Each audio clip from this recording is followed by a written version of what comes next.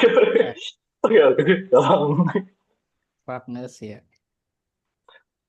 Oke, oke. Baik. Assalamualaikum warahmatullahi wabarakatuh.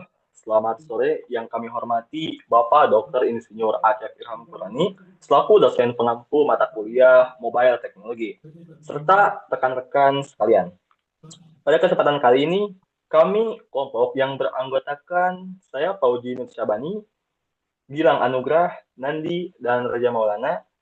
Kami di sini akan mempresentasikan hasil analisis studi kasus kami mengenai Wireless Local Community atau WLC.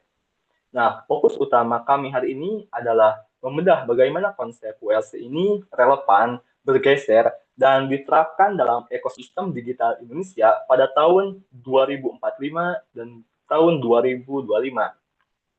Next slide.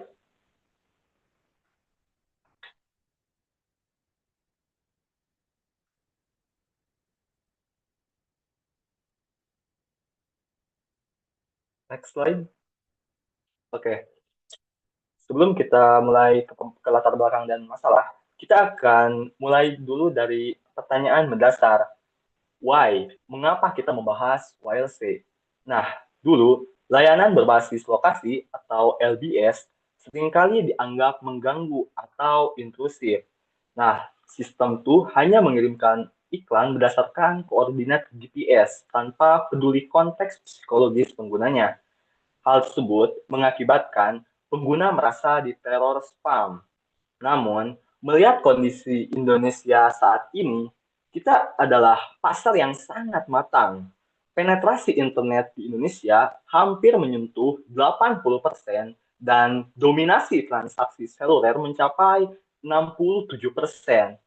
Nah, hal tersebut itu memberikan masalah, yaitu kematangan ini membawa tantangan baru, yaitu kejenuhan informasi. Oleh karena itu, kita perlu merevitalisasi konsep komunitas lokal agar lebih personal dan tidak sekadar menjadi iklan berjalan. Oke, untuk slide selanjutnya akan dilanjutkan oleh rekan saya. Baik, untuk selanjutnya adalah konsep Wireless Local Communities atau WLC. Jadi apa sih sebenarnya WLC itu? Secara sederhana, WLC berbeda dengan grup Facebook atau forum online biasa yang berbasis topik. Nah, WLC adalah komunitas berbasis konteks, di mana interaksi dibatasi oleh lokasi geografis atau yang disebut supply konteks.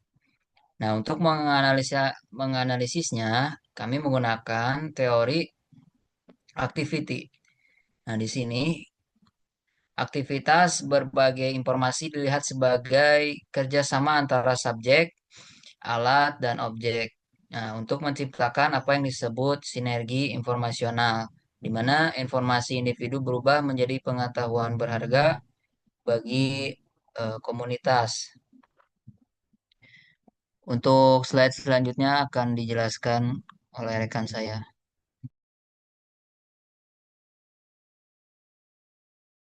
Baik, terima kasih. Selanjutnya, relevansi empiris di Indonesia pada tahun 2025. Apakah konsep WLC ini hanya teori usang? Ternyata tidak. Di tahun 2025, konsep ini justru hidup dalam bentuk yang lebih canggih di Indonesia. Nah, dari sisi konten, berkat jaringan 4G dan 5G, interaksi tidak lagi sebatas teks, tapi sudah beralih ke video dan live streaming. Nah, selanjutnya kita melihat fenomena hyperlocal commerce. Contoh nyatanya adalah inisiatif hyperlocal dari Tokopedia yang menggunakan geotagging untuk menghubungkan pembeli dengan penjual terdekat. Nah, yang tadi itu adalah wujud nyata dari WLC. Nah, selanjutnya di sektor pemerintah atau smart city. Nah, aplikasi seperti Jaki atau Sapa Warga menjadikan masyarakat sebagai sensor aktif yang melaporkan masalah kota. Nah, ini membuktikan bahwa interaksi berbasis lokal sangat krusial untuk manajemen lingkungan. Nah, selanjutnya akan dijelaskan oleh Nandi.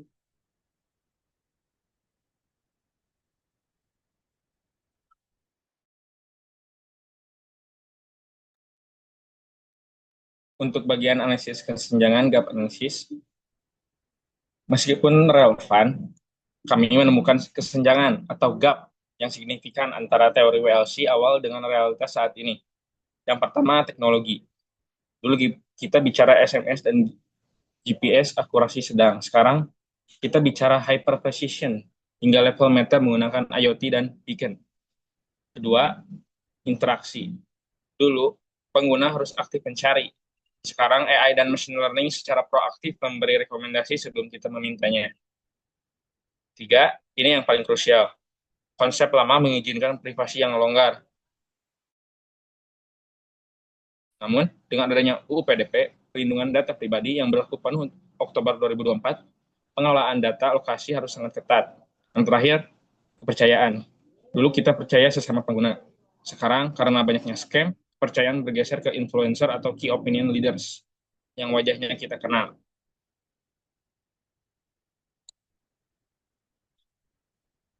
Lanjut, dari temuan sebelumnya, kelompok kami menyimpulkan bahwa landasan teorinya pun ikut berevolusi. Tools dalam teori aktivitas kini bukan alat netral, melainkan algoritma AI yang secara aktif mengkurasi realitas kita. Definisi komunitas pun bergeser. Kedekatan fisik tidak lagi menjadi satu-satunya perekat. Ikatan emosional kini lebih didorong oleh kesamaan minat, interest base, dan aturan mainnya pun berubah. Perilaku pengguna kini sangat dipengaruhi oleh norma tertulis seperti fear of missing out dan kebutuhan akan validasi visual di media sosial. Penutup, kesimpulannya adalah konsep WLC sangat valid, tapi implementasinya harus berubah total. Tantangannya bukan lagi soal bisa connect atau tidak, tapi soal aman atau tidak. Oleh karena itu, kami merekomendasikan 4 strategi kepada penonton. Yang pertama, terapkan konsen, persetujuan yang jelas sesuai UU PDP.